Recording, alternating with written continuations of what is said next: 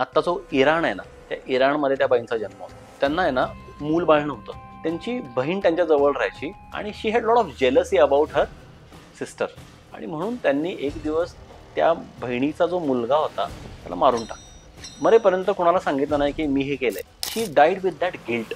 प्रत्येक जो मोठा आघात आपल्यावर होतो ना त्याचा एक ट्रॉमा इफेक्ट असतो. तो trauma effect usually women store in their womb. Peace, harmony, love या हायर फ्रिक्वेन्सीज आहेत. अटॅचमेंट लोअर बँड मधली फ्रिक्वेन्सी. त्यांची फ्रिक्वेन्सी लो आहे म्हणून त्याला निगेटिव्ह म्हणलंय. तसाच अर्थवरचा सगळ्यात इम्पॉर्टंट लॉ आहे तो लॉ ऑफ कर्म आहे. ज्यांना वाटतंय ना मला हे आत्ता जे जगलोय ते मला परत जगायचं नाही, त्या लोकांनी एकदा विचार करावा की मला पसारा किती वाढवायचा आहे. एनर्जीचं इम्प्रेशन म्हणजे कर्म किंवा ती एनर्जीच म्हणजे कर्म. इतरांविषयी करतो ते आहेच, पण स्वतःविषयी पण आपण कर्म क्रिएट करतो. ट्रॉमा ही अशी एक एनर्जी आहे ना, असा एक इम्पॅक्ट आहे एनर्जीचा. आपल्याला वाटतं की टाइम हील्स, पण time never heals. We spiritually grow, evolve and ultimately कर्ममुक्ती होते आपली इथली.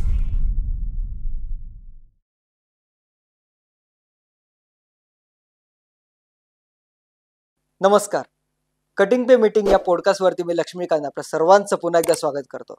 आजच्या एपिसोडमध्ये आपल्यासोबत आहेत चिंचवडवरनं दीपक गैसा सर. सर नमस्कार. कसे आहात तुम्ही? मी छान, तुम्ही कसे आहात? एकदम मस्त. सर मला आज एकदम भारी फील होतं, काय माहित काय, पण माझ्यासाठी लाईट शेड झालाय आणि मी इतक्या एनर्जीने तुमच्यासोबत बसलोय आणि आपण एक चांगल्या विषयावरती चर्चा करणार आहोत. मला एकदम पॉझिटिव्ह फील होत आहे. आय थिंक हे खूप म्युच्युअल फिलिंग आहे. मला सुद्धा हेच फील होतंय. काल आपण जे काही डिस्कशन्स केले त्यामुळे आजचं ॲक्च्युली डिस्कशन अजून छान होणार आहे ह्याचा मला ऑलरेडी अंदाज आहे. आणि आय एम रिअली ऑनर्ड की आपण हे एवढे कॉन्व्हर्सेशन्स बॅक टू बॅक करतोय आणि every conversation is getting interesting. So honoured to be here. Thank you and same here. Sir आपण म्हणतो की डोंट जज the book by its cover, पण आपण पहिल्यांदा डायरेक्ट एखाद्या माणसाच्या त्याच्या अपीअरन्स वरनं त्याला जज करून टाकतो.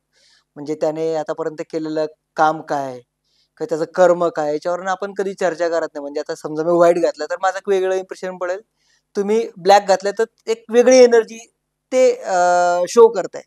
सो त्याला आपण कसं घ्यायला पाहिजे? म्हणजे कर्माचा आणि आपला बाहेरच्या अपीअरन्सचा काही तेवढा रिलिव्हन्स असतो का? नेमकं कसं बघायला पाहिजे? ॲक्च्युली आपण आत कसे आहोत आणि बाहेर कसे आहोत त्याचा काही अर्थानुअर्थ संबंध नाही आहे. म्हणजे माझ्या आवडीनिवडी काय आहेत, मी कसे कपडे घालतो, ह्याच्यापेक्षा माझी कंडक्ट काय आहे ना, माझे विचार काय आहेत आणि माझी त्याची अभिव्यक्ती त्या विचारांची कशी आहे. How I am and how I am treating others, I think that is more important.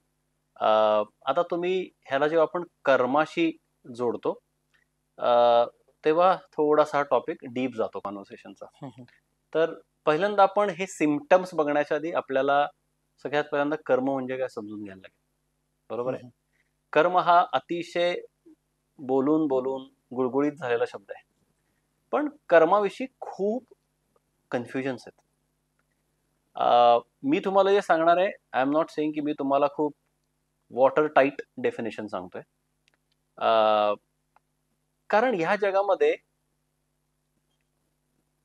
योग्य आणि अयोग्य, चूक आणि बरोबर असं काहीच नाही.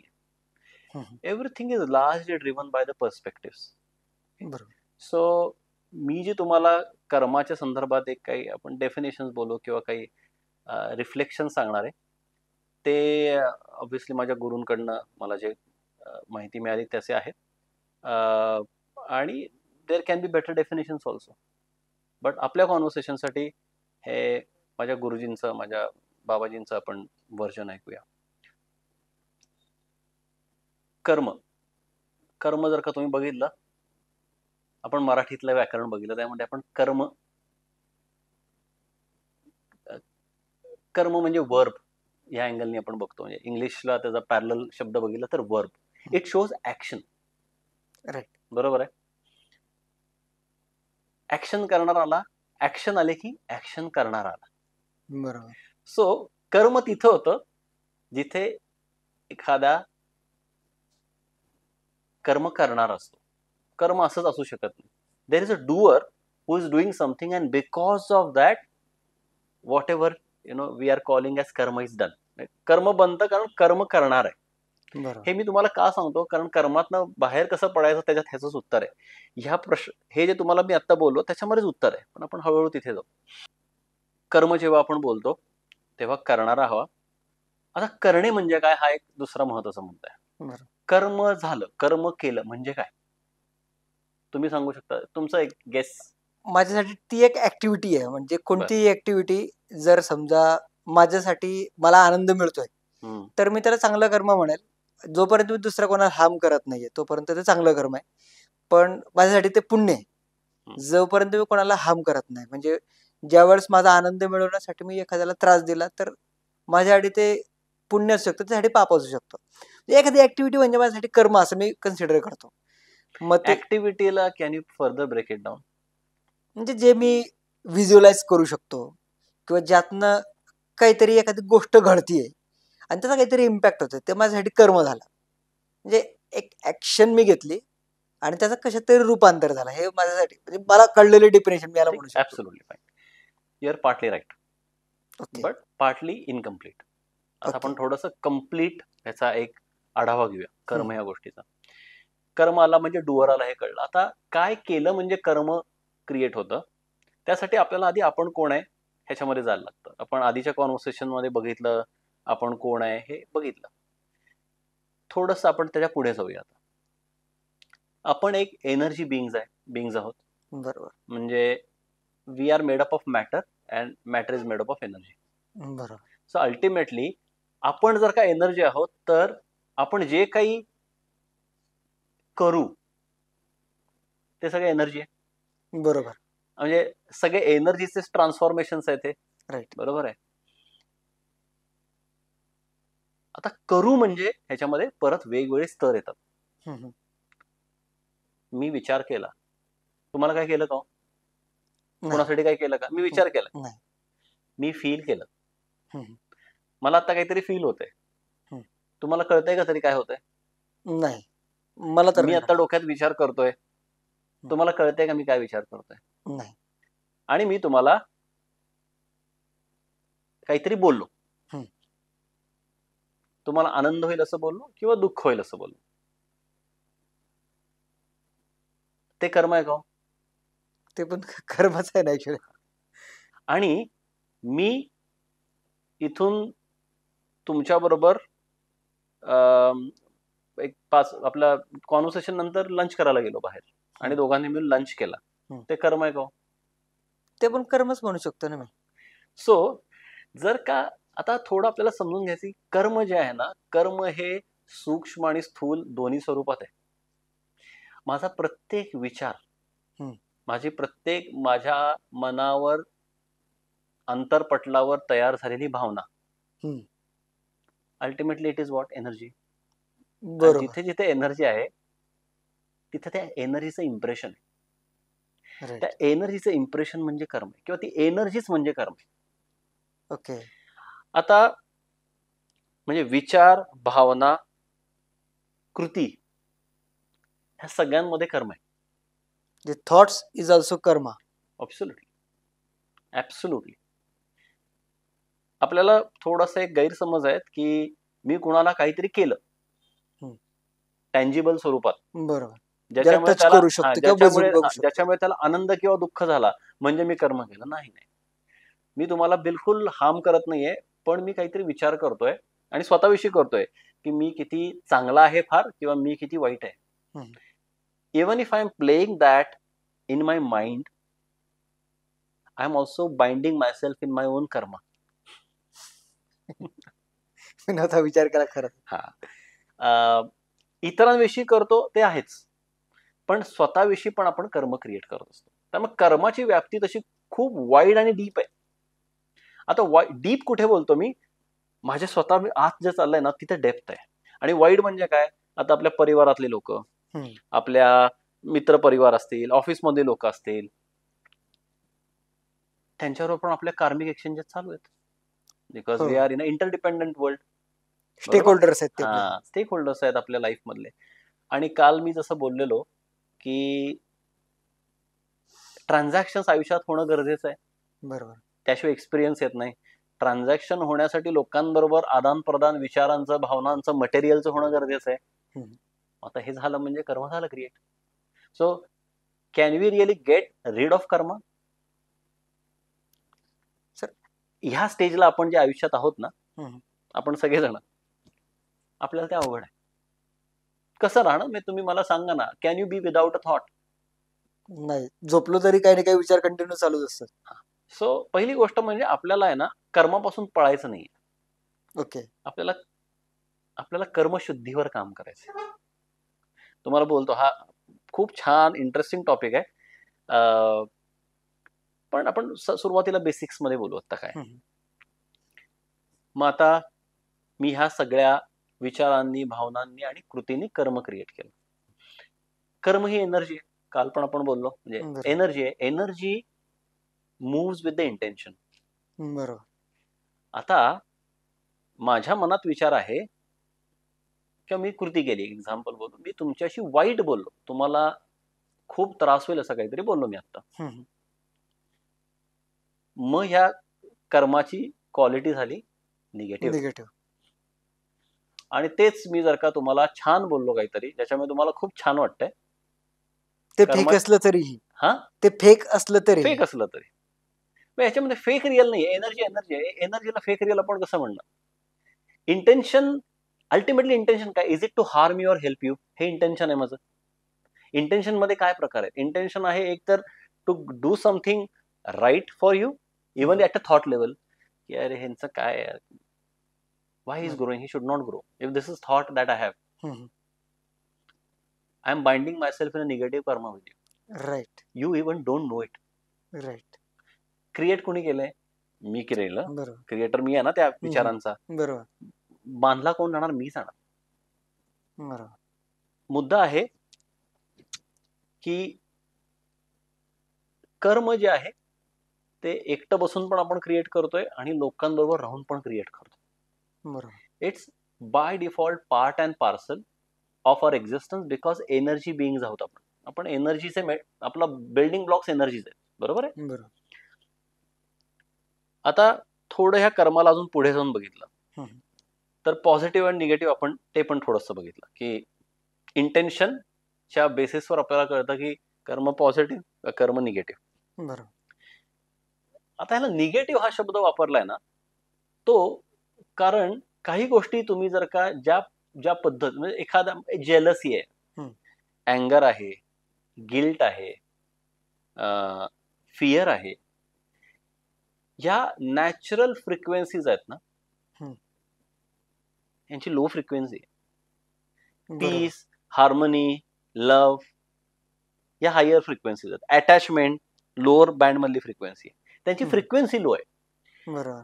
म्हणून त्याला निगेटिव्ह म्हणलंय. म्हणून फ्रिक्वेन्सी लो आहे. आता लो फ्रिक्वेन्सीचा अनुभव जो असतो ना, तो मनाला आनंद देत नाही, म्हणून आपण त्याला निगेटिव्ह म्हणतो. आणि म्हणून आपण लो फील करतो. आपण म्हणत नाही की मी दुःख असलं की एकदम एनर्जी येते, असं होत नाही. आनंदी असलं की मला उड्या मारत सुटतो. बरोबर. बरोबर. तर हा सगळ्यात पहिला महत्वाचा गुड अँड बॅड कर्मामध्ये बघायचा मुद्दा. आता ह्याच्यामध्ये आपण सकाळी उठल्यापासून झोपेपर्यंत आणि रात्री सुद्धा कर्म क्रिएटच करत असतो. पण मग लोक जे बोलतात कर्म कर्म कर्म, माझ्या कर्मातच होत आहे म्हणून माझ्या आयुष्यात हे झालं, हे कर्म कुठलं आहे मग? बरोबर. हे आपलंच कर्म आहे जे आपण आपल्या हार्ड डिस्कवर रेकॉर्ड केलेलं आहे. ओके. फॉर एक्झाम्पल,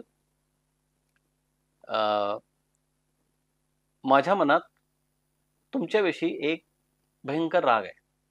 त्याला काही व्हॅलिड रिझन असू दे नाही तर नसू दे. बरोबर. फॉर एक्झाम्पल एक व्हॅलिड रिझन आहे असं पण पकडू. तुम्ही मला काहीतरी खूप त्रास दिला आणि म्हणून मला तुमच्याविषयी राग आहे. आता ह्या रागाचं फिलिंग मी आयुष्यभर माझ्या आयुष्यात ठेवलं. तुम्हाला मी काहीच नाही बोललो. तुमचं म्हणजे आपण कधीतरी एक बिझनेससाठी एकत्र आलो, काहीतरी आपल्यामध्ये वाद झाले, खूप भांडणं झाली, you were unfair to me. Example, तुम्ही सोडून त्यानंतर तुम्ही म्हणला जाऊ दे दीपक, आपल्याला नाही आपल्या एकत्र कॉन्टॅक्ट मध्ये राहायचं, तुम्ही निघून गेला. मी माझ्या आयुष्यात मोकळा गेलो. पण माझ्या मनात तो जो अँगर आहे तो मी तसाच ठेवला.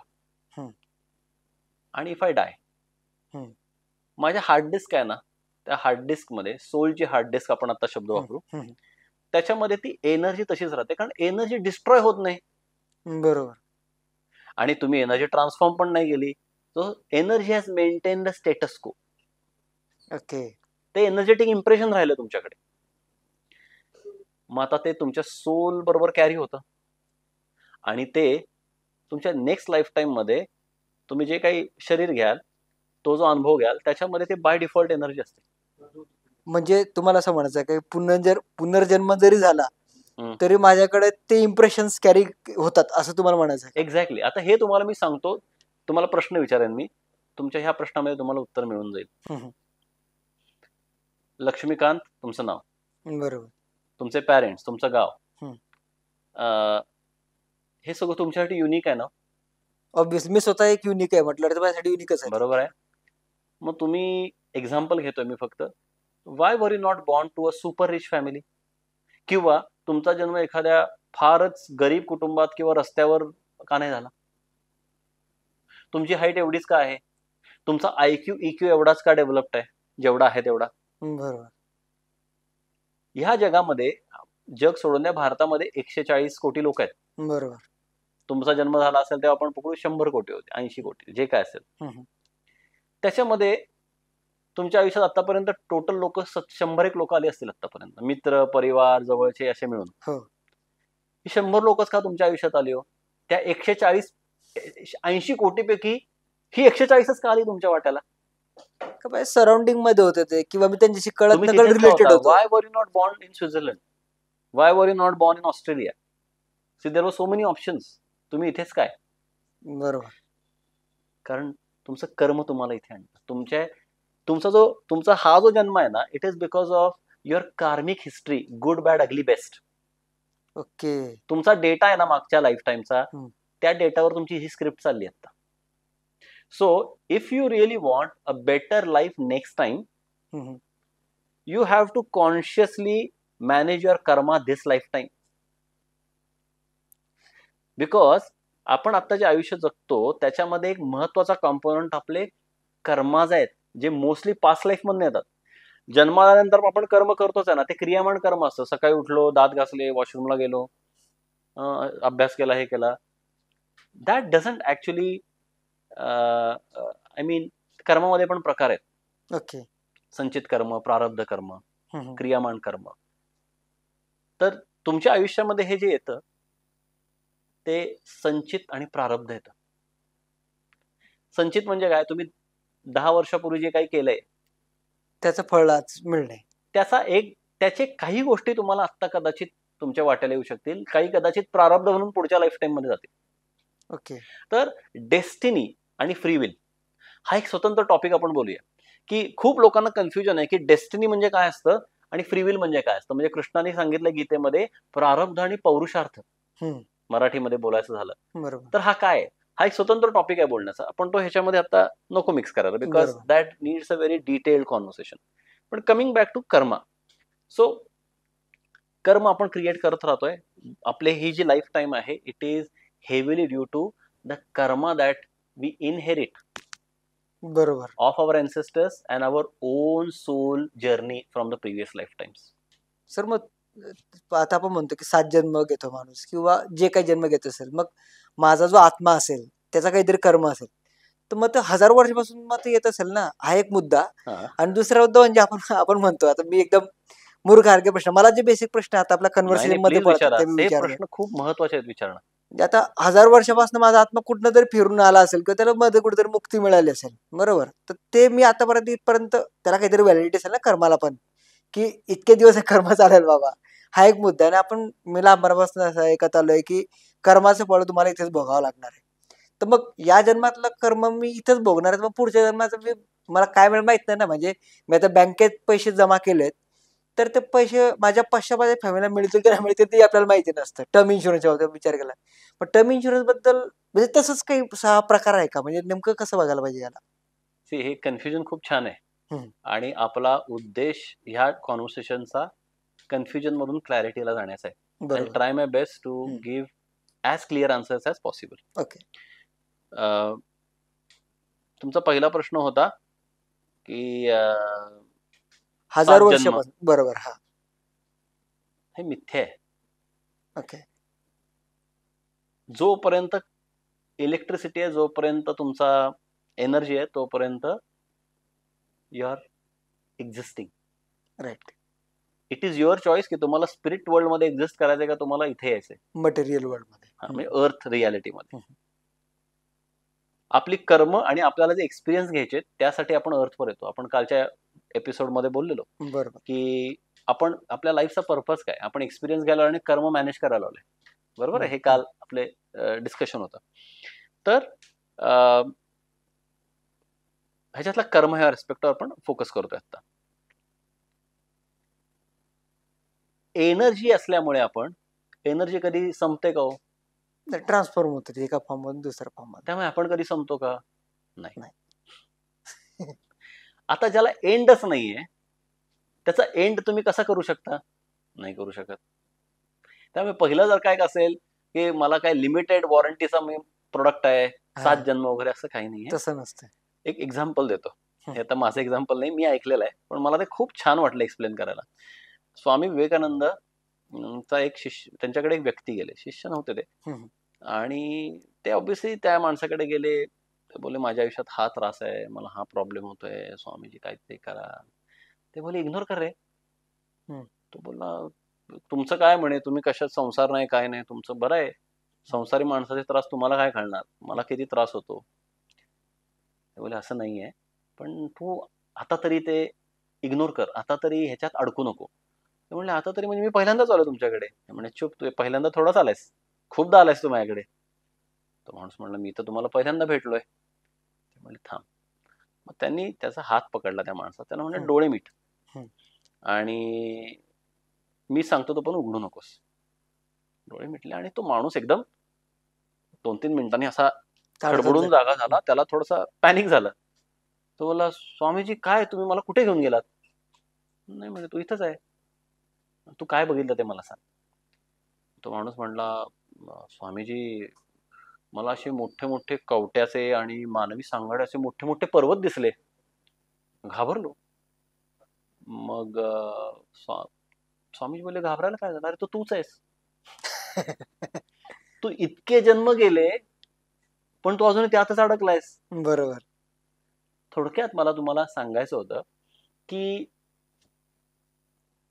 We don't come here by fluke, we don't come here for limited times. Okay. We come here unless and until we spiritually grow, evolve and ultimately कर्ममुक्ती होते आपली इथली. कर्ममुक्ती म्हणजे तुम्हाला सांगतो, थोडंसं एक्झाम्पल घेऊन सांगतो. त्यासाठी कालचा थोडासा रेफरन्स घेणं गरजेचं आहे. मी एकदा तुम्हाला जस्ट सॉरी मी इंटरप्ट करेल. एक आता तुम्ही कर्ममुक्ती आणि एनर्जी बाबतीत ज्यावेळेस बोलला तर मला असं व्हिज्युअलाइज झालं जसं काल कणकण में शंकर तुम्ही सांगितलं होतं. सो एक मोठी एनर्जी होती, एनर्जीचा सोर्स होता, त्याचे कण म्हणून आपण सर्वजण निघालो आणि परत बॅक टू त्या एनर्जीला जाऊन मिळायचं आणि मोठी एनर्जी व्हायचं. याचाच कर्ममुक्ती म्हणू शकतो का मी? कर्ममुक्ती त्याला नाही म्हणणार. कर्ममुक्ती काय माहितीये का, पृथ्वीवर याची तुम्हाला गरज नाही. पृथ्वी एक शाळा आहे असं समजा. ओके. आता हे थोडं समजून घ्यायला लागेल, इंटरेस्टिंग आहे. शाळेत आपण काय करतो, शाळेत शिकायला जातो ना, मग शिकण्यासाठी काय असतं, अभ्यास करायला लागतो आणि परीक्षा द्यायला लागते. आणि सर्वात महत्त्वाचं म्हणजे गुरु असतो तिथे. गुरु बिना गुरुची शाळा नसते. बरोबर. तर आता आपण देव क्रिएटर कोण आहे माहिती, क्रिएटर मुख्याध्यापक आहे त्या शाळेचा. जो क्रिएटर आहे तो, त्यानं ही आहे ना, ही एक पृथ्वी नावाची शाळा, अशा कित्येक शाळा क्रिएट केल्या. आता तुम्हाला काही गोष्टी मी सांगेन, तुम्हाला तुमचा कदाचित विश्वास नाही बसणार, पण मी हे माझ्या गुरुजींकडनं आलेलं तुम्हाला ज्ञान सांगतोय. पृथ्वी एक शाळा आहे आणि प्रत्येक शाळेचे जसे नियम असतात, अभ्यासक्रम असतो, तसं पृथ्वी या शाळेचा पण एक अभ्यासक्रम आहे आणि काही नियम आहेत. ते नियम आपण ढोबळमानाने law of gravity. Law of gravity का आपण नियम बोलतो, ज्याला लॉ ऑफ ग्रॅव्हिटी माहिती आहे आणि ज्याला लॉ ऑफ ग्रॅव्हिटी माहित नाहीये. मला माहित नाही म्हणून तर लॉ पासून मी वाचतो का? तो एक्झिस्ट करतो. लहान 2 वर्षाचं बाळ आहे, ते वरून खालीच पडतं आणि 70 वर्षाचा माणूस जो सायंटिस्ट आहे तो पण वरून खालीच पडतो, ज्याला लॉ ऑफ ग्रॅव्हिटी यानं अभ्यास केलाय. सो लॉज असे असतात की दे आर इनडिफरंट टू पीपल. तसाच लॉ ऑफ अट्रॅक्शन आहे, तसाच लॉ ऑफ अबेंडन्स आहे, तो आपण कधीतरी बोलू. जस्ट अबंडन्स म्हणजे नेमकं का? अबंडन्स इज संपन्नता म्हणजे अबंडन्स. ओके. वेल्थ म्हणजे संपत्ती आणि संपन्नता म्हणजे abundance. Abundance is wealth plus happiness which is a very difficult combination. I am not saying impossible but difficult combination. Okay. त्याचे पण लॉज आहेत how to attain that. Okay. ठीक आहे. त्याच्यावरती आपण एक सेपरेट पॉडकास्ट हा. करूच. तर जेव्हा आपल्याला हे लॉज कळतात ना, म्हणजे ते लॉज अवॉइड करायला लागतात. तसाच अर्थवरचा सगळ्यात इम्पॉर्टंट लॉ आहे तो लॉ ऑफ कर्म आहे. ओके. ठीक आहे.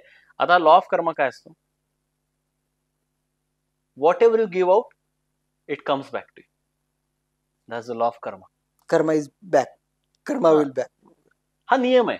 म्हणजे तुम्ही ब्रह्मदेव या इथे जेव्हा तुम्ही ह्या शाळेमध्ये आला, ह्या शाळेचा अभ्यासक्रम आणि ह्या शाळेच्या रूलनुसार चालायला लागतं. मग तो कोण का असेना. म्हणून जे संत लोक आले, जे खूप असेंडेड सोल्स जेव्हा पृथ्वीवर आले, त्यांच्या कार्यासाठी आले ते, त्यांना पण इथल्या सर्व नियमांना पाळून त्यांचं कार्य करायला लागलं. त्यांच्यासाठी लॉ ऑफ ग्रॅव्हिटी वेगळा नव्हता. त्यांना पण ते सगळं फॉलो करायला लागलं. तर अर्थ हे एक स्कूल आहे. या स्कूलमध्ये एक अभ्यासक्रम आहे. तो अभ्यासक्रम पूर्ण करण्यासाठी, कारण तो अभ्यासक्रम पूर्ण केला की आपण पहिलीतून दुसरी, तिसरीतून चौथीत असं आपण पुढे पुढे जातो आणि ह्या शाळेचा अभ्यासक्रम संपतो. आपण जी एनलायटनमेंट म्हणतो ते म्हणजे पृथ्वीवरून आपण पासिंग आउट सर्टिफिकेट मिळालं. ओके. मग पुढच्या शाळेत जायचं आणि शाळेचा प्रवास संपत नाही. कंटिन्युअस लर्निंग प्रोसेस तिथे चालूच असते. बिकॉज कालच्या कॉन्व्हर्सेशन नुसार युनिव्हर्स खूप वास्ट आहे. त्या युनिव्हर्समध्ये असे प्लॅनेट्स खूप आहेत की जिथे वेगवेगळ्या लॉ नुसार लाईफ चालू आहे. मग तिथे प्रत्येक ठिकाणी जाऊन तिथला अभ्यासक्रम करायचा, PhD करायची, MPhil करायची. मग आता वाटलं की इकॉनॉमिक्स शिकलो, आता मग फिजिक्स शिकतो. असे वेगवेगळे स्ट्रीम शिकायच्या. आणि म्हणून एनलायटनमेंट म्हणजे क्रिएटर मध्ये मर्ज होणं हे आपल्या कॉन्टेक्स्टमध्ये इनव्हॅलिड आहे. ओके. आपल्यासाठी आपण काय अटेंड करायचं की माझा हा पृथ्वीवरचा अभ्यासक्रम संपवून मी ऍटलिस्ट पुढच्या शाळेत जातो ना. बरोबर. पण इथेच आपण हाच अभ्यासक्रम कित्येक वर्ष त्याच अभ्यासक्रमातून जातो. ओके. आज तुम्हाला एक कर्म कसं बांधतं एक एक्झाम्पल सांगतो, तुम्हाला कळेल. माझ्याकडे एक क्लायंट आल्या. She is based in USA. Indian आहे but based in USA for many years. त्यांच्या लग्नाला काही वर्ष आली and she was not able to have a baby. कन्सिव्हच होत नव्हते. आणि त्यांनी तिथलं ऍडव्हान्स मेडिकेशन सगळं घेतलं US मधलं आणि समहाव नथिंग वॉज हेल्पिंग. मग त्यांनी ठरवलं की आपण जरा वेगळ्या पद्धतीने बघूया काय ह्याच्यामध्ये. मग जेव्हा आम्ही ती केस माझ्याकडे आली, जेव्हा त्यांच्याशी बोललो, तेव्हा मला लक्षात आलं की this is something related to past life. Past life मध्ये असं उत्तर मिळेल आपल्याला. प्रत्येक प्रॉब्लेमला आयुष्यात पास्ट लाईफच कारणीभूत असण्याची गरज आहे का? बिलकुल नाहीये. तो हिलिंग ह्या टॉपिक मध्ये आपण बोलूया. ओके. पण आता आपण कर्म ह्या टॉपिकवर फोकस करूया. जेव्हा मी त्यांचं ते आपण whatever you want to call akashic reading म्हणा, I don't want to give any name of the tool because tool पेक्षा ते टूल कुठं वापरणं हे जास्त महत्वाचं आहे. बरोबर. तर जेव्हा मी त्यांचं ते फाईल ऍक्सेस केली, मला काय दिसलं की this lady was born, her last to last life was in, आता जो इराण आहे ना, त्या इराणमध्ये त्या बाईंचा जन्म होता. आणि त्यांना आहे ना मूल बाळ नव्हतं त्या लाईफ टाईम मध्ये, तेव्हा पण नव्हतं. फक्त त्यांनी काय केलं, त्यांची बहीण त्यांच्या जवळ राहायची आणि she had lot of jealousy about her sister. She had a baby. आणि म्हणून त्यांनी एक दिवस त्या बहिणीचा जो मुलगा होता, लहान होता, त्याला मारून टाकलं. ओके. हे कुणालाच कळलं नाही की त्याला कुणी मारलंय. ह्या लेडीला माहिती होतं, पण हिनं शेवटपर्यंत मरेपर्यंत कुणाला सांगितलं नाही की मी हे केलंय. पण तिच्या आत तिची सतसत विवेक बुद्धी असते, ज्याला डिस्क्रिमिनेटिव्ह इंटेलेक्ट म्हणतो आपण, ते तिला सतत स्वतःच विचार ना, कुणालाच माहित नाही की बरोबर. हिनं केलंय, पण हिला माहिती होतं ना हिनं केलंय. हो. सो आतल्या आत शी वॉज सेल्फिंग एव्हरीडे की माझ्यामुळे हे झालंय, मी चुकीचं केलं, मी बरोबर नाही केलं. आणि मी तुम्हाला काय बोललो, स्वतःची जे आहे ते पण बरोबर. कर्म आहे. काही बरोबर. लोकांना सवय असते, मी काय चांगलाच नाही, माझ्या आयुष्यात काय होणारच नाही, मी असाच. हम्म. अशी लोक ऍक्च्युअली सफर करतात बिकॉज ते त्यांना स्वतःच्या संचित कर्मामध्ये बांधून घेतात. बरोबर. पॉझिटिव्ह विचारच करत नाही तर पॉझिटिव्ह घडणार कसं रे हा, जीवनात? म्हणजे पॉझिटिव्ह म्हणण्यापेक्षा योग्य. योग्य विचार. हा, हा. योग्य म्हणूया आपण हा. त्याला. आता ह्या केसमध्ये परत मग कळलं की, आणि ती केस इतकी छान होते की मी जे इकडे बघत होतो पुण्यात, आम्ही ऑनलाईन कनेक्ट केलं, हम्म. त्यांना पण तेच दिसत होतं त्या साईड. हो. So we were actually in the same place which was in some different dimension, आणि we were accessing the same information. फार इंटरेस्टिंग सेशन होतं ते. मग कळलं की त्या बाईंनी आहे ना, she died with that guilt hmm. की मी हे मारलंय. आता प्रत्येक जो मोठा आघात आपल्यावर होतो ना, त्याचा एक ट्रॉमा इफेक्ट असतो. तो trauma effect usually women store in their womb. Okay. ठीक आहे. With that her last life time got ended. आता जेव्हा ह्या लाईफ टाईम मध्ये आम्ही बघत होतो, तेव्हा कळलं की ह्या कर्मात अडकल्यात, स्वतःच्याच अडकल्यात. हम्म. मग त्यांना सगळ्यात पहिला त्या ट्रॉमामधनं बाहेर काढायला पाहिजे. नंतर त्यांचा तो इम्पॅक्ट त्यांच्या वूम मध्ये दिसत होता. म्हणजे वूम मध्ये क्रॅक्स अँड होल्स होते. आता ओके. एनर्जेटिक लेवलचे असतात, हा, हा. ऑर्गन लेवलचे नाही आहेत. दिस बरोबर. when I am using word womb, I am using it more from an energy perspective than the physical organ. हम्म, हम्म. Okay. म्हणजे एखादा डॉक्टर म्हणतील भोकं कशी पडतात आम्हाला दाखवा. बरोबर. I am not talking about that womb. I am talking about the womb which is a creation place within a woman. Hmm. तर जेव्हा आम्ही त्याचं हिलिंग केलं, त्याच्यावर आम्ही काम केलं, and then she had also had to do certain things. After 4 months she conceived बापरे. Without any additional medication. त्याला चमत्कार म्हणू शकतो तर मी आता जरा. हे आहे ना, हे असतं, मी तुम्हाला कर्माचं एक एक्झाम्पल दिलं की हाऊ कर्म म्हणजे काय, ती तेवढी ते एक क्लस्टर ऑफ एनर्जी आहे. हम्म. आता त्या एनर्जीला आम्ही हिलिंग मध्ये काय असतं, हिलिंग असं ट्रान्सफॉर्मेशन ऑफ एनर्जी. हम्म. ते जेव्हा होतं तेव्हा ते कर्म जातं. चॅनलाइज करता म्हणजे तुम्ही त्याला. हा, ते म्हणजे channel is a wrong word, it's transformation. Okay. You cannot channel energy, you have to transform energy. निगेटिव्हला पॉझिटिव्ह, ओके. हा ओके. ट्रान्सफॉर्मेशन असतो. बरोबर. तर there are different ways in which one does that. पण मला कर्माचं जे तुम्हाला एक ग्रॅव्हिटी सांगायची होती ना, ती इथे सांगायची होती. दुसरा, काल आपण अगदी वरवर एक टॉपिक बोलत होता, अँसेस्ट्रल कर्म. बरोबर. त्याचं पण एक्झाम्पल सांगतो. माझ्याकडे एक तुमच्या नाशिकच्या तिकडचे क्लायंट होते. त्यांना आहे ना स्वतःचा पार्टनरशिप मध्ये ते होते, एक बिझनेसच करत होते, but he was not financially doing well. त्यांना एक प्रचंड फायनान्शियल बर्डन असायचं. आणि बिझनेसमध्ये काय असतं, you have to have really good equation with money. Investment करायला लागतात, तुम्हाला ते डेअरिंग करायला लागतं. ऑब्विसली. बट समहाऊ त्यांच्याकडे बिझनेस अक्युमेंट चांगला होता, स्किल्स चांगले होते, मार्केट चांगलं होतं, प्रोडक्ट चांगलं होतं, but he was just not able to pump in more money because his body would give him very different awkwardness. त्यांना ते असं खूप एकदम असं पिरगळल्यासारखं व्हायचं. आणि ते म्हणायचे मला हे का होतंय कळत नाहीये. ओके. बघूया आपण काय. मग जेव्हा आम्ही बघितलं बाकी सगळ्या गोष्टी ठीक होत्या, त्यांना म्हणलं मला तुमचं आहे ना दिसतंय की तुमच्या अँसेस्ट्री मधनं प्रॉब्लेम आहे. म्हणजे काय म्हणले, मग तुमच्या आजोबा कुठले व्यवसाय करायचे का? म्हणले माझे आजोबा व्यवसाय करायचे. म्हणलं त्यांना खूप आयुष्यभर फक्त लॉसेसच झाले का बिझनेसमध्ये? हो म्हणे बिझनेसमध्ये लॉसेस झाले.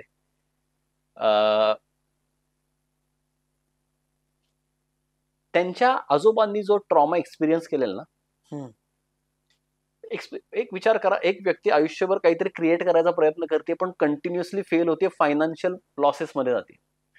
तर त्या व्यक्तीचं एक स्वतःबद्दल, त्या पैशाबद्दल आणि ओव्हरऑल बिझनेस करणाऱ्या एक गोष्टींबद्दल एक काहीतरी एक बिलीफ होत जातं. बरोबर. एक कर्म क्रिएट होतं स्वतःमध्ये.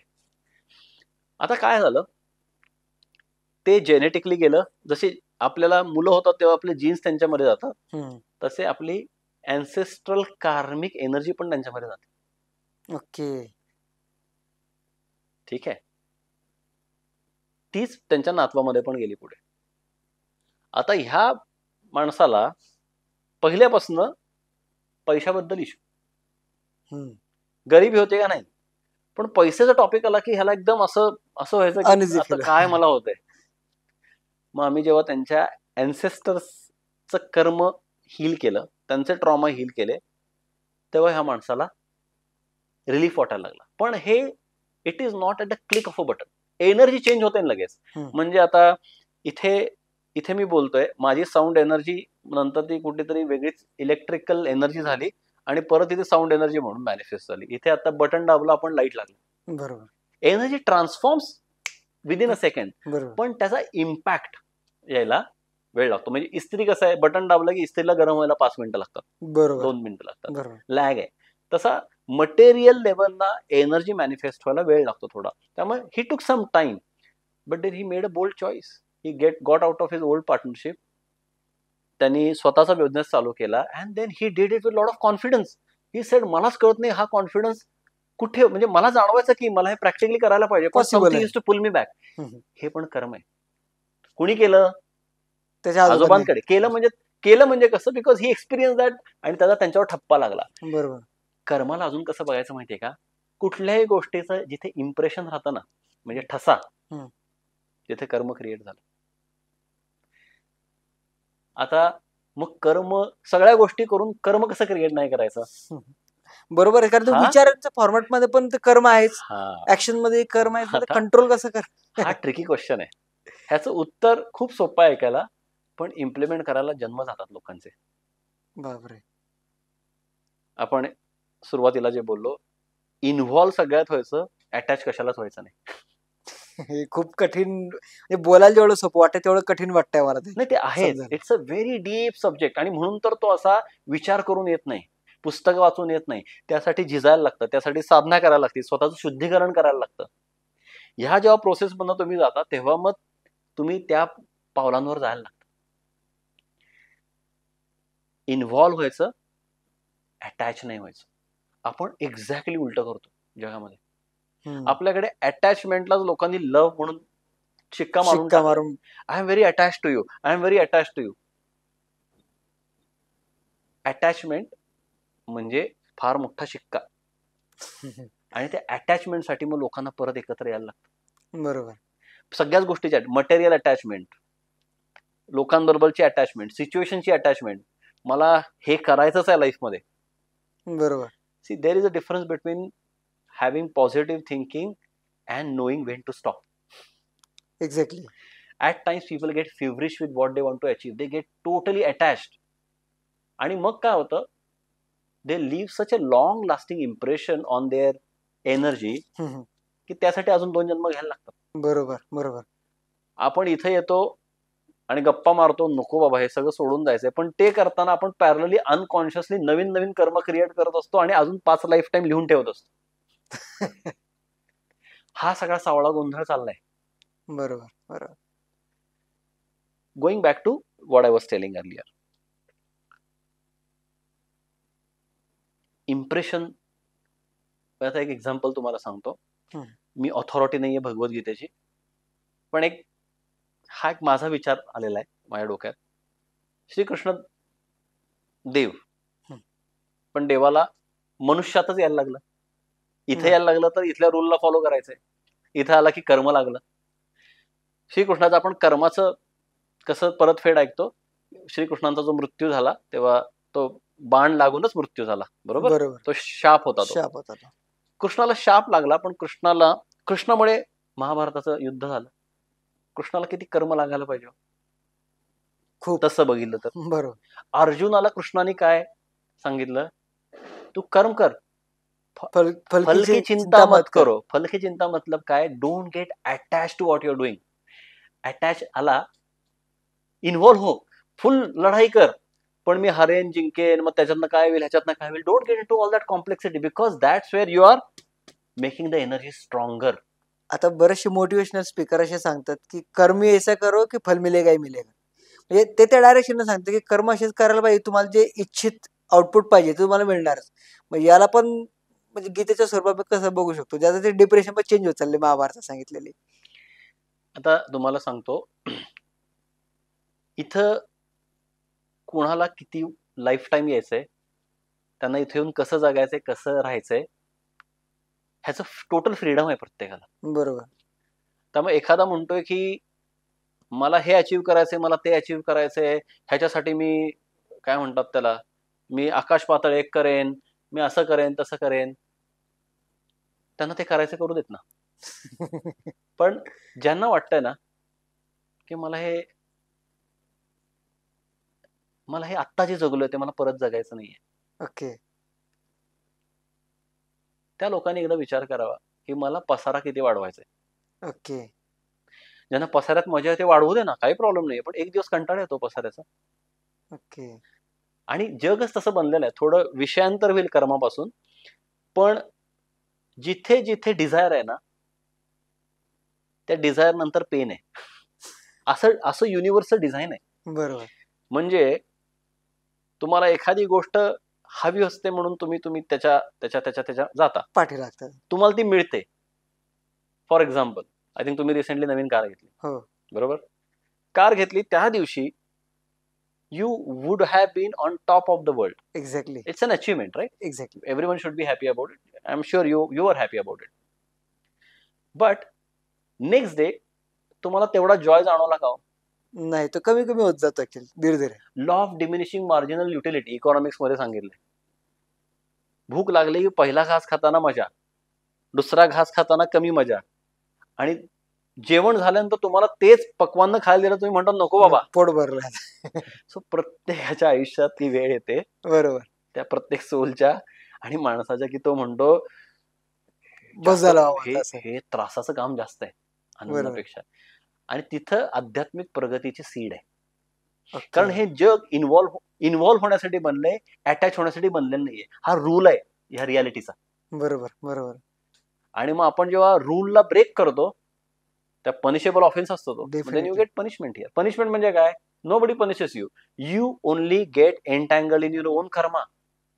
अडकून यू पडतो. Suffer for that. You only get. आता कर्म म्हणजे वाईट असायला पाहिजे का? नाही, कर्म चांगलं पण आहे. एनर्जी ते. मग आपल्याला काय करायला लागतं? आता आपल्याला माहिती आहे की मी कर्ममुक्त तर होऊ शकत नाहीये. मी आता तुम्हाला एक आधी काही वेळापूर्वी प्रश्न विचारलेला की आता कर्म तर थांबवता येत नाही, मग करायचं काय? सर, याच्यावरती आता मी एक बॅक टू युअर एक्झाम्पल, की जसं तुम्ही सांगितलं की ती जी लेडी होती, तिचं 2 जन्मापूर्वीचं तिचं कर्म होतं. तर ते कर्मातनं मुक्ती करण्यासाठी तुम्ही हिलिंग केली होती. तर मला ते जाणून घ्यायला आवडेल की आता तुम्ही म्हणताय की कर्मातनं मुक्ती होत नाही, पण मग तुम्ही हिलिंग पण केली. पण नेमका हा काय प्रकार आहे ऍक्च्युअली? खूप छान प्रश्न आहे.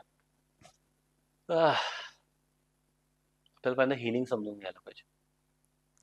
Sorry, मीच तुम्हाला उलटे प्रश्न विचारणार. बरं. कारण we should not jump the gun. Okay. नाहीतर मग मिसिंग लिंक्स असतील ना, हां. तर मग ती जर्नी समजत नाही. समजत नाही. बरोबर. त्याचे बेसिक्स माहिती असायला हवेत. तर त्यासाठी आपल्याला थोडंसं आधी समजून घ्यायला पाहिजे की हिलिंग म्हणजे काय. तुमचं काय अंडरस्टँडिंग? आता हिलिंगच्या संदर्भात मी माझ्या कॉन्टॅक्टने सांगतो बरं का, मी कदाचित चुकीचंही असेल. आता मी चुकीचं बरोबर काही नाहीये. आपल्याला जे माहिती असतं ते कन्व्हर्सेशन आपल्यासाठी बरोबरच असतं. आता रिसेंटली मला पुस्तक वाचायचा बऱ्यापैकी छंद लागलाय. मी बऱ्याचदा त्याचे एक्झाम्पलही देतो आणि त्याचा प्रचार प्रसार करतो. तर मी रिसेंटली आता जेम्स मर्फीचं पॉवर ऑफ सबकॉन्शियस माइंड मी वाचत होतो.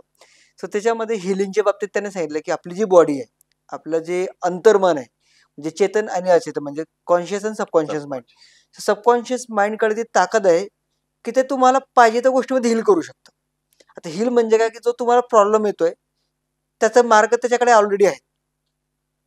फक्त ते म्हणते की तुम्ही तुमच्या सबकॉन्शियस माइंडला सांगा की मला हा प्रॉब्लेम आहे आणि याचं सोल्युशन पाहिजे, ते ऑटोमॅटिक हिल करणार. सो त्याचा मी इथं कुठे रिलेट करू शकतो का? हिलिंग म्हणजे काय, की प्रॉब्लेम मधनं सोल्युशन काढणं, हे माझ्यासाठी हिलिंग असं मी त्याचं इंटरप्रिटेशन केलेलं आहे. अगदी बरोबर आहे. इनकम्प्लीट आहे. ओके. थोडं आपण त्याला इनकम्प्लीट आहे. हां. ओके. ठीक आहे. हां, म्हणजे एक डायरेक्शन एकदम बरोबर आहे. हां. आपण त्याला थोडंसं अजून मिठी बनवू. ओके. हिलिंग म्हणजे एखाद्या गोष्टीचं समूळ उच्चाटन करणे. ओके. अप्रूटिंग एखाद्या गोष्टीला कळणे, ते हिलिंग असतं थोडक्यात. तुम्ही जेव्हा ताप येतो त्या डॉक्टरांकडे जाता. 2 दिवस तुम्ही वाट बघता, क्रोसिन घेता, काय होत नाही, पॅरासिटामॉलने काम होत नाही, तुम्ही डॉक्टरांकडे जाता. डॉक्टर म्हणतात ठीक आहे, हे जरा थोडे ऍडव्हान्स अजून पॅरासिटामॉल आहेत, घ्या. 3 दिवसानंतर या परत, लागलं तर टेस्ट करू. बरोबर. 3 दिवसात कमी नाही झाला तर मग डॉक्टर तुम्हाला टेस्ट देतात करायला.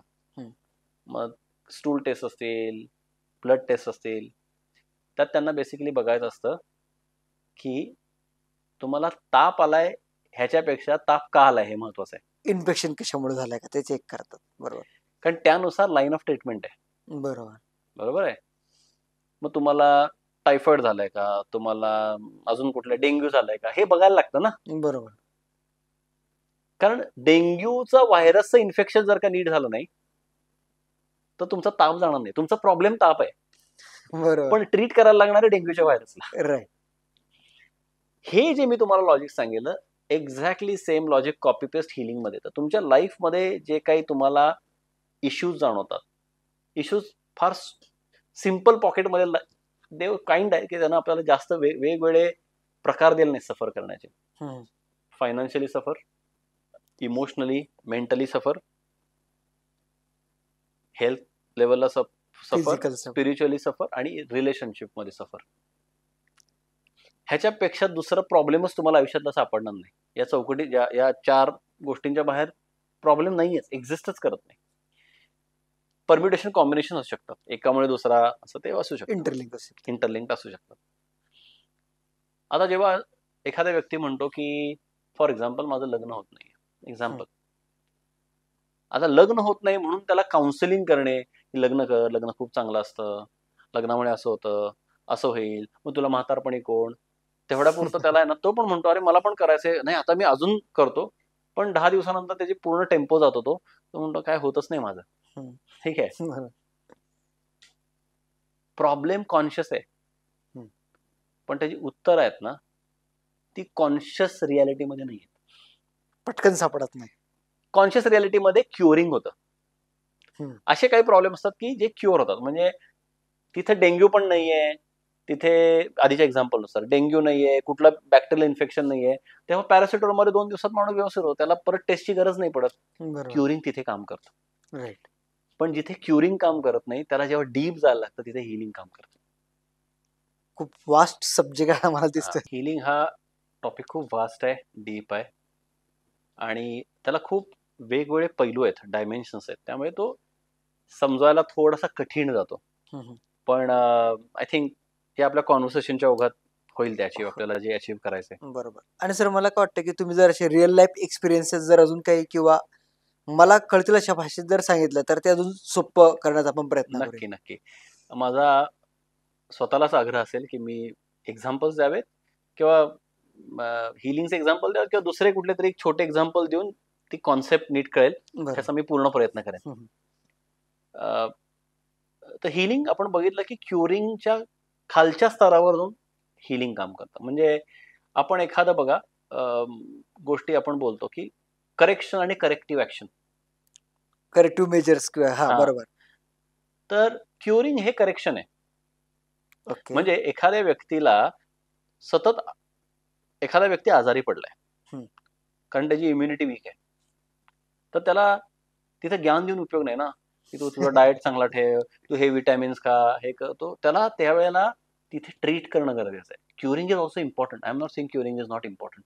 क्युरिंग इम्पॉर्टंट आहेच, पण क्युअर झाल्यानंतर त्याला हील करण्यासाठी गरज आहे की बाबा त्याच्यामध्ये करेक्टिव्ह ऍक्शन्स काय येणं गरजेचं आहे आणि तो त्यानं अंमलात आणले. हे जेव्हा झाला तेव्हा त्याचं हिलिंग पूर्ण झालं. की तो त्या आजारातनं बरा पण झाला आणि परत आजारीच कधी पडणार नाही त्या कारणासाठी. ऍटलिस्ट बरोबर तिथे ग्रोथ आली ना, तिथे इव्हॉल्युशन आलं. राईट. तर तुमची वैयक्तिक स्टोरी तुम्ही मला मगाशी सांगितली की you are suffering from bad health, right, but that inspired you, आणि त्यानंतर तुम्ही तुमच्या लाईफस्टाईल मध्ये हेल्दी चेंजेस आणले आणि you overcame certain health issues. Right. आज तुमची जी एम्पॉवरमेंट आहे स्वतःमध्ये आणि आज तुमचं जे हिलिंग झालंय ना त्याच्यामुळे तुमच्या आयुष्यात बरेच फरक पडलेत. ऑब्व्हियसली. तुम्ही म्हणलं कॉन्फिडन्स वाटतो, एनर्जी वाटते, स्वतःकडे बघून छान वाटतं. हे इम्पॉर्टंट आहे ना आयुष्यामध्ये. तर तसंच हिलिंगच्या केसेसमध्ये पण होतं. सर आता आपण हिलिंगचं एक एक्झाम्पल पाहिलं आणि ते तुम्ही चांगल्या पद्धतीने एक्सप्लेन केलं. पण मला अजून रिसेंट पास्ट मधल्या अशा काही हिलिंगच्या केसेस तुम्ही सॉल्व्ह केल्यात का, की जे तुम्हाला आमच्यासोबत शेअर करायला आवडेल? सो मला तुम्हाला एक एक्झाम्पल इथे द्यायला आवडेल. सो मध्ये सुद्धा वेगवेगळे प्रकार आहेत. ट्रॉमा हिलिंग एक प्रकार आहे, कर्मा हिलिंग एक प्रकार आहे, एनर्जी हिलिंग एक प्रकार आहे, inner child healing, shadow work, हे असे वेगवेगळे प्रकार आहेत. त्यातलं मी तुम्हाला आता एक पहिलं एक्झाम्पल देतो, ते म्हणजे ट्रॉमा हिलिंग. एक माझ्याकडे क्लायंट आल्या, त्यांचं वय त्या आल्या तेव्हा 42-43 वर्ष होतं आणि त्यांना ओव्हरऑल एक पॅटर्न त्यांना दिसत होता की त्यांना त्यांचं त्यांच्या हजबंडशी बिलकुल जमत नव्हतं. म्हणजे she constantly felt some threat from her husband. Okay. आणि त्यांचं लग्न होऊन जवळजवळ 17-18 वर्ष झाली. But she was not comfortable in her marriage with her husband on many aspects. तर त्या बोलल्या की मला कळत नाही. मग मी त्यांना प्रश्न विचारला की फक्त हजबंड का अजून पण काही तुम्हाला पुरुष लोकांबरोबर असं वाटतं? त्या बोलल्या ऍक्च्युली थोडं मायन्युटली बघितलं तर overall I feel some sense of insecurity from men. Okay. Overall मला ते डिस्कम्फर्ट जाणवतं. कारण मी जेव्हा त्यांचं आणि त्यांच्या हजबंडचं जे एक आपण कार्मिक कनेक्शन बघितलं तिथं काही मला प्रॉब्लेम दिसत नव्हता. But this lady was not comfortable. Okay. मग जेव्हा मी ऍक्सेस केलं तेव्हा कळलं की ती जी लेडी जेव्हा त्या राहत होत्या त्यांच्या लहानपणी गावी साधारण 6-7 वर्ष, तेव्हा सलग 3 वर्ष ते जिथे राहत होते त्यांच्या तो एक जो आपण बोलू घराचा मालक असतो त्यांचा जो मुलगा होता त्याने त्याला सेक्शुअली असॉल्ट केलं त्या लेडीला. वयाचे 6व्या-7व्या वर्षी असताना? नाही, त्या 6वी-7वीत असताना. 6वी-7वीत असताना. सलग 2-3 वर्ष ते झालेलं.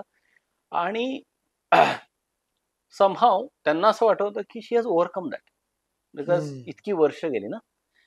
तर ट्रॉमा ही अशी एक एनर्जी आहे ना, असा एक इम्पॅक्ट आहे एनर्जीचा की जो आपल्याला वाटतं की टाइम हिल्स, पण टाइम नेव्हर हिल्स. टाइम काय करतं, ती जी कॉन्शियस मेमरी आहे ती थोडी धुसर करतं. ओके. पण सबकॉन्शियस मध्ये ती एनर्जी तेवढीच घट्ट असते आणि सबकॉन्शियस आपलं खूप जास्त बिहेवियर ड्राईव्ह करत असतं. तुमचं बरंचसं बिहेवियर आहे, तुमचं रिफ्लेक्स रिॲक्शन्स जे आहेत त्या तुम्ही कॉन्शियसली देतच नाही, त्या सबकॉन्शियस मधून येतात. तर हा सबकॉन्शियस मध्ये ऑब्व्हियसली त्यांचा जो ट्रॉमा राहिलेला. जेव्हा त्या लेडीवर आम्ही त्या ट्रॉमावर काम केलं, ऑब्व्हियसली एनर्जेटिक लेवलनी काम होतं हे. You won't believe, I am not exaggerating when I am telling you this. 3-4 दिवसानंतर त्या मला लेडीने सांगितलं की मला काहीतरी एक फ्रीडम वाटतोय आतमध्ये. मला एक्झॅक्टली सांगता येणार नाही काय होतंय, but I am feeling some change. म्हणजे ठीक आहे. आणि त्यानंतर 1 महिन्यानंतर त्या लेडीला ते आठवत होतं थोडंसं, पण आता फील काहीच होत नव्हतं. And she was feeling more comfortable with her own husband. She was feeling more comfortable with main. कसं होतं, नर्वस सिस्टमवर इम्पॅक्ट होतं. जेव्हा सबकॉन्शियस मध्ये खूप इम्पॅक्ट होतो ना, माणसाची नर्वस सिस्टम फ्रीज किंवा फ्लाईट मोडमध्ये जाते. ओके. त्याला ते शब्द आहेत टेक्निकल त्याच्यामधले. पण she use to freeze early. आणि तिचा husband then obviously their marriage was bit pain for her husband because त्याला तर कळत नव्हतं मी तर व्यवस्थित वागतोय, what is the problem, why am I suffering in my marriage. मग हा प्रॉब्लेम होता सबकॉन्शियस माइंडच्या हिलिंग मधला.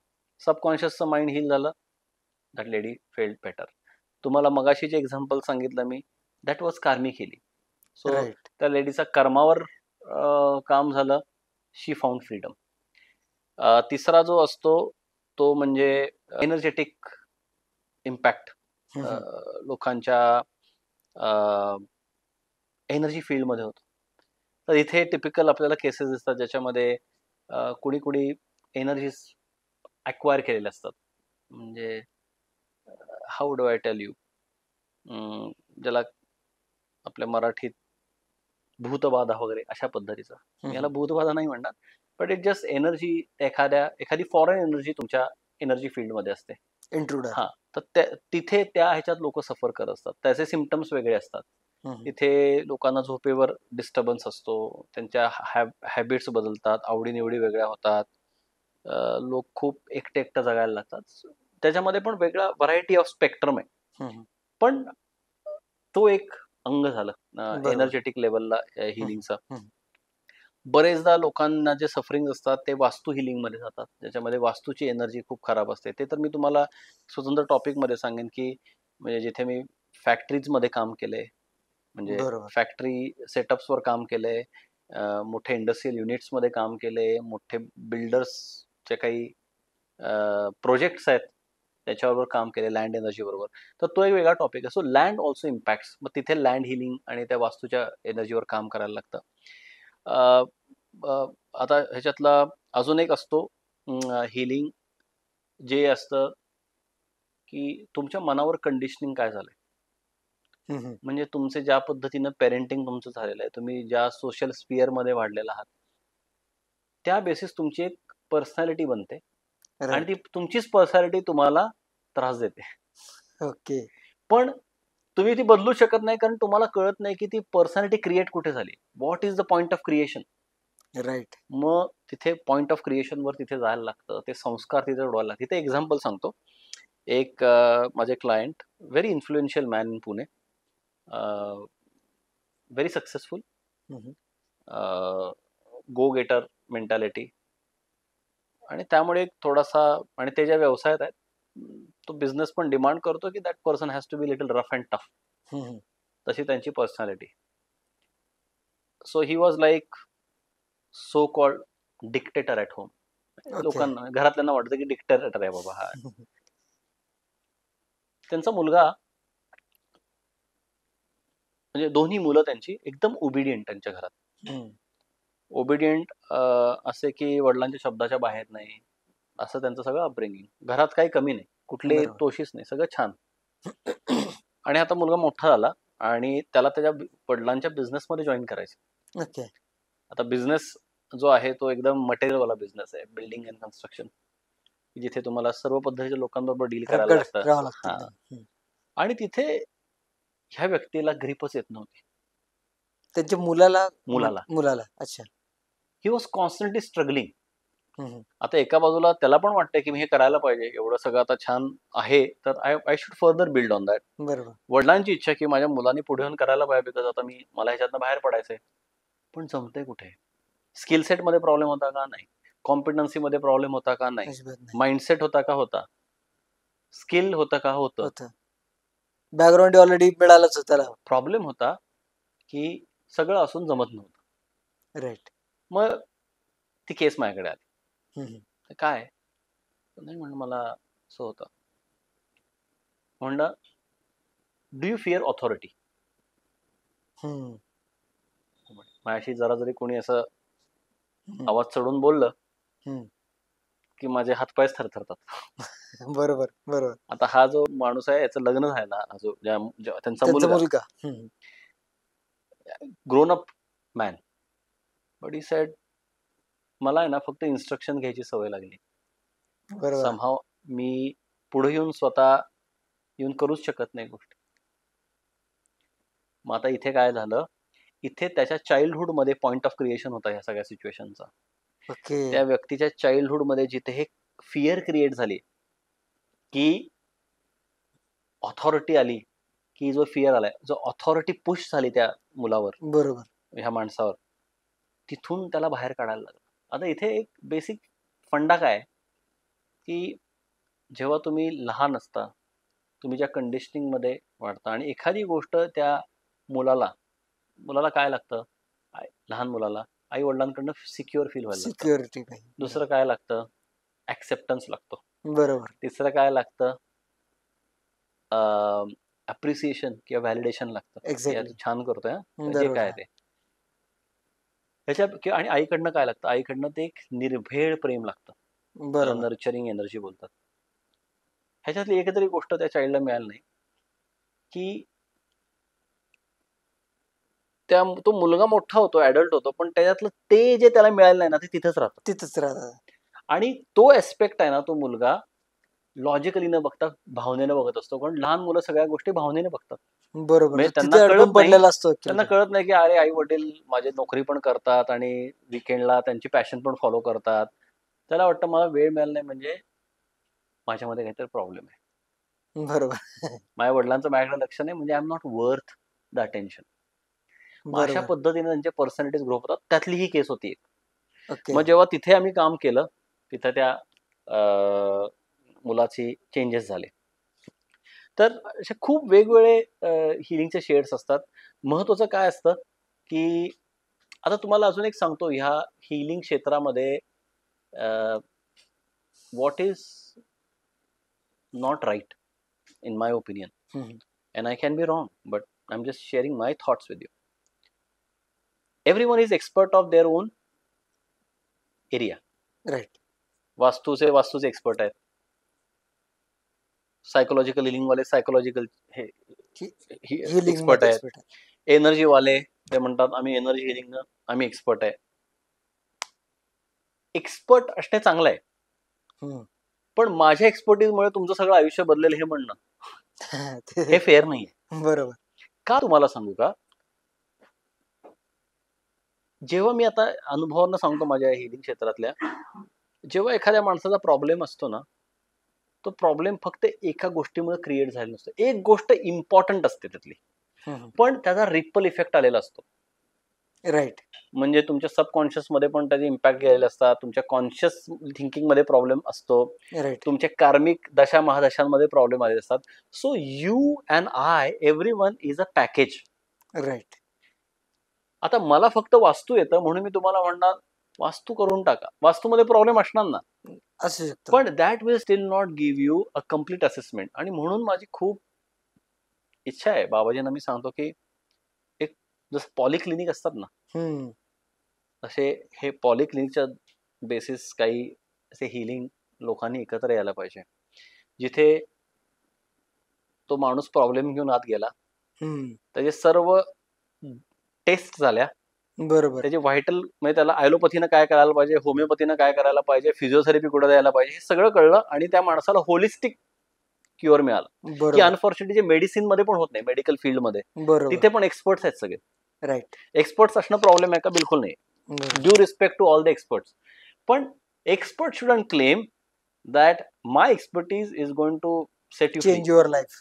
Right. It can, many times it won't. Right. त्यामुळे हिलिंग ही एक इंटिग्रेटेड अप्रोच आहे, ओके. ज्याच्यामध्ये तुमचे सबकॉन्शियस, कॉन्शियस, कर्मा, लँड म्हणजे जागा, अँसेस्टर्स, ह्या सगळ्या पॉकेट्समध्ये तुमच्या हे तुमचे इनपुट ड्रायव्हर्स आहेत तुमच्या लाईफचे. त्या बरोबर. इनपुट ड्रायव्हर्समध्ये तुम्हाला तुमच्या लाईफ इव्हेंट असेस करायला लागतं. राईट. मग त्यात बघायला लागतं की कुठला व्हायटल फॅक्टर आहे. आपण परेटोस प्रिन्सिपल बोलतो, बरोबर. 20% of causes impact 80% of your reality. Exactly. ते 20% पहिल्यांदा आयडेंटिफाय करता यायला पाहिजे, कारण त्याच्यावर काम करणं गरजेचं असतं, महत्वाचं. बरोबर. आणि मग एक हिलिंग प्लॅन बनवायला लागतो की बाबा हे असं असं असे ह्या पद्धतीनं जायचंय. बरोबर. त्यानंतर मग त्यात तो जो हील होणार आहे त्याला सांगायला लागतं की तुझी इन्व्हॉल्वमेंट काय बाबा. बरोबर. काही वेळेला हिलिंग फक्त एक पर्स्पेक्टिव्ह चेंज झाल्याने होतं. तुम्हाला काही एनर्जी लेवलला जायला लागत नाही, वास्तू बदला काही करायला लागत नाही. You just need a different approach to perceive things. The moment you do that, you you overcome that barrier, you overcome the situation which is बरोबर. sealing your possibilities. राईट. तुम्ही पुढे जाता. सो माझं लोकांना पण खूप सांगणं असतं की don't run behind, mean go to experts, but ask them where is my real problem line. Exactly. आता इन कॉन्टेक्स्ट विथ दिस मला एक विचारायचं होतं की आता माझ्या लाईफमध्ये एकदम व्यवस्थित चालू आहे, पण स्टील कुठेतरी एखादी गोष्ट अशी मिसिंग असेल की जिथे मी इम्प्रूव्ह करू शकतो. ते पण माझं स्कोप फॉर इम्प्रूव्हमेंट म्हणजे हिलिंगचा भाग होऊ शकतो माझा. मग ते कोणते फिजिकल, मेंटल किंवा स्पिरिच्युअल असू द्या. मग मला असं कधी जाणवू शकते का मला हिलिंगची गरज आहे आणि प्रॉपर मी जो हिलिंग कन्सल्टंट असेल किंवा एक्सपर्ट असेल त्यांना मी कसं पिच करायला पाहिजे, म्हणजे योग्य वेळ हिलिंगची कोणती आहे हे मला कळायला पाहिजे आणि मी ते कसं अप्रोच करायला पाहिजे. खूप छान प्रश्न विचारलात. हिलिंग हा ऍक्च्युली आयुष्याचा खूप अविभाज्य इंटिग्रेटेड पार्ट आहे, पण आपल्याला ते माहीतच नाही. जिथे जिथे वेदना आहे ना तिथे तिथे हिलिंग गरजेचं आहे. राईट. आता तुमचं एक्झाम्पल घेऊ आपण. तुम्हाला जेव्हा वेदना झाली ना, एखाद्याने म्हणणे किती जाड आहेस, एक्झाम्पल. बरोबर. कसा कसा रे तू, कसं पोट सुटलाय तुझं. बरोबर. हे जेव्हा झालं तेव्हा त्याला वेदना दिली. त्या वेदनेला तुम्ही हिलिंग थ्रू चॅनल केलं. बरोबर. हिलिंग म्हणजे काय केलं तुम्ही? तुम्ही कमिटेड राहिला तुमची हेल्थ इम्प्रूव्ह करण्यासाठी. यू बरोबर. Healed yourself at a body dimension. Right. अशा कित्येक वेदना आहेत हो. माझे स्वतःचेच विचार आणि माइंडसेट मला त्रास देत आहेत. माझ्या रिलेशनशिपमध्ये मला एकच पद्धतीचा पॅटर्न दिसतोय. बरोबर. मला सगळ्या वेगवेगळ्या लोकांकडनं एकच गोष्ट मिळते किंवा मला एकाच व्यक्तीकडनं एकच गोष्ट मिळते की जी वेदना मी वेदनेच्या पलीकडे जाऊ शकत नाही. बरोबर. जिथे जिथे वेदना आहे आयुष्यात तिथे की हिलिंगची जी गरज. कळतीये पण वळत नाहीये, तिथे हिलिंग गरजेचं आहे. बरोबर. मला एकाने प्रश्न विचारलेला, म्हणजे जेव्हा मी ह्या नवीन क्षेत्रात आलो तेव्हा मला प्रश्न विचारण्यात आला की हे सगळं तू करतोय पण तुला कस्टमर्स मिळणार का? हा शब्द होता. बरोबर. हा? म्हणलं हो. म्हणले कोण तुझा कस्टमर? म्हणलं प्रत्येक जण माझा क्लायंट आहे. बरोबर. असं कसं? प्रत्येकाला वेदना आहे. काही लोकांना कॉन्शियसली जाणवतंय की आता ह्या वेदनेतनं बाहेर पडण्याची गरज आहे. जिथे ज्याला कळतं ना की ह्या वेदनेतनं बाहेर पडायचंय, त्यासाठी हिलिंग हा एक अतिशय उत्तम मार्ग आहे. बरोबर. पण काही लोकांना वेदनेतच राहायचंय. ते तर खुश आहेत ते. त्यांना एक्सेप्ट करून घेतलेलं आहे ते. नाही, खुश नाहीयेत ते. पण कसं आहे, माणूस हा अल्टिमेटली स्वार्थी प्राणी आहे. आपण कुठलीच गोष्ट आहे ना स्वार्थाच्या पलीकडे जाऊन करू शकत नाही. परमार्थ करेन पण त्याच्यात पण स्वार्थ असतो आणि that is our basic design. त्यामुळे हा काही मी दोष म्हणत नाहीये. बरोबर. स्ट्रक्चर्ड तसं. जेव्हा मी वेदनेत असतो ना तेव्हा सुद्धा मला काहीतरी मिळत असतं. हम्म. मला सिंपथी मिळते, मला कम्फर्ट मिळतात, मला अटेन्शन मिळतं. राईट. काही लोकांना ह्याच्यातच आनंद वाटतो. So they pay the heavy price of their self right. just to get some sympathy, just to get some attention, just to get some care. Right. ज्या लोकांना ह्याच्यावर राहायचं नाहीये, ज्यांना स्वतःचा मार्ग स्वतः काढायचा आहे, स्वतःचं इव्हॉल्युशन स्वतः करायचंय, ज्यांना वाटतंय की मला आयुष्यात पुढं जायचंय, मला तिथे तिथेच फिरायचं नाहीये, त्या सगळ्यांसाठी हिलिंग हे गरजेचं आहे. बरोबर. आणि मग ते कुठूनही करू दे. राईट. योग्य व्यक्तीकडे जाणं गरजेचं आहे. योग्य प्रश्न विचारणं गरजेचं आहे. राईट. हिलिंग ही खूप डोळसपणे करण्याची गोष्ट आहे, अंधश्रद्धेची गोष्टच नाही. राईट. इथे काय आहे, हे गुरुच्या बाबतीत पण अप्लाय होतं. गुरु किंवा एखादा हीलर किंवा थेरपिस्ट फायनलाइज करायच्या आधी किंवा ठरवण्याच्या आधी खूप प्रश्न विचारायचे त्यात. प्रश्न कसे? To gain information and knowledge, not to doubt and challenge. Right. Challenge पण हेल्दी पद्धतीने करू शकतात. आणि एकदा तुमच्या बुद्धीला आणि मनाला भिडणारा गोष्ट तुम्हाला मिळाली की मग तिथं पूर्ण समर्पण द्यायचं. मग आयुष्यात चेंज येतो. श्रद्धा आणि सबुरी हे 2 इम्पॉर्टंट ऍस्पेक्ट्स आहेत टू हील फास्टर. राईट. श्रद्धा कुठे पाहिजे? श्रद्धा म्हणजे फेथ डिव्हाइन मध्ये पाहिजे. ट्रस्ट कुठे पाहिजे? थेरपिस्ट मध्ये पाहिजे. एक्झॅक्टली. तर जिथे ह्या एनर्जीज मिसिंग आहेत ना, आणि हीलरच्या पार्टला काय गरजेचं आहे? हीलरला पहिलं माहिती पाहिजे की मी असा कुठलाच देव लागून गेलो नाहीये, मी प्रत्येक प्रॉब्लेम सॉल्व्ह करणारच. जुनून नाही पाहिजे, पॅशन पाहिजे, पण त्याच्यामध्ये अहंकार नाही पाहिजे. राईट. दुसरं, त्याला खूप नॉन जजमेंटल राहता यायला पाहिजे. माझ्याकडे अशा केसेस असतात, एक्झाम्पल सांगतो, may be I don't know whether you want to keep it in the final cut or not. एक माझ्याकडे केस आली, एक बाई आल्या, 45-46 वर्ष असतील, आणि त्यांचा मुलगा तो साधारण 20 होता. दोघं आले, बोला. दोघंही बोलण्यात काही. म्हणलं काय प्रॉब्लेम आहे? मग तो मुलगा निघून गेला, बाहेर बसला. त्या बाई बसल्या. सर म्हणे कुणाला सांगितलं नाही, मी तुम्हाला सांगते, तुम्ही चिडणार नाही ना माझ्या? मी चिडायला बसलोच नाही. ते काय झालं? नाही म्हणे माझा मुलगा आणि माझे फिजिकल रिलेशनशिप आहे.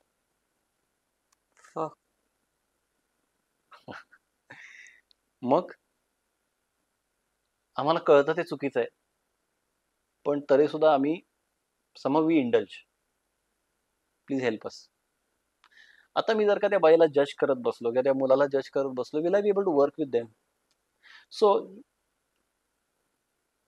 a true healer, a genuine healer will not judge anything, because ultimately everything that is happening, whether society thinks it is right or wrong, it is part of the divine plan, right. or the people have chosen it for reasons. Who are you to judge those people? This is your limited understanding of life. Life is vast.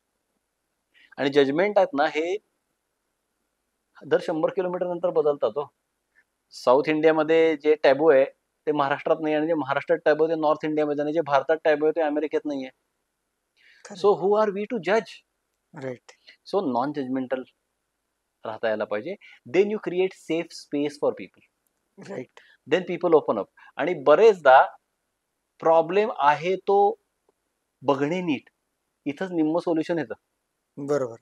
पण लोक hide करतात because they have a fear of judgment. Right. त्यामुळे all of us are healers in a way. We can heal each other just by not judging. Okay. But first thing we have been taught and condition to do is start judging. सुरुवातीतूनच प्रत्येक गोष्टीला आपल्याला चांगलं वाईट, योग्य काळं अयोग्य, पांढरं. राईट रॉंग ह्याच्यामध्येच आपल्याला जायचं. का जायचं? गरजेचं नाही. राईट. सर, आता तुम्ही जे काही तुमच्या केसेस बद्दल सांगितलं किंवा हिलिंग प्रोसेस बद्दल जाणून घेतलं आम्ही, सो हे खूप वास्ट टॉपिक आहे. मला वाटतं या सेशन मध्ये ते काही कम्प्लीट होणार नाही. आपल्याला येस येस, अजून नंबर ऑफ सेशन्स नक्की घ्यावे लागतील. नक्की. आणि माझी पर्सनली अशी इच्छा आहे की परत आपण एकदा या विषयावरती भेटू आणि डिटेल डिस्कशन अजून वेगवेगळ्या टॉपिक वरती करू. आणि ऑडियन्स कडनंही मला वाटतं तसा चांगला रिस्पॉन्स येणारच आहे हा एपिसोड पाहिल्यानंतर. फक्त मला एक विचारायचं आहे की समजा आता तुम्ही हिलिंग म्हणून जर एखाद्या प्रॉब्लेम मध्ये आहे आणि त्याला तुम्हाला कॉन्टॅक्ट करायचा असेल, तर म्हणजे तुम्हाला अप्रोच कसं करता येईल किंवा काय करता येईल मी एक शकतं? नंबर देईन डिस्क्रिप्शन मध्ये. ऍट द सेम टाइम मी एक गुगल फॉर्म देईन. हम्म.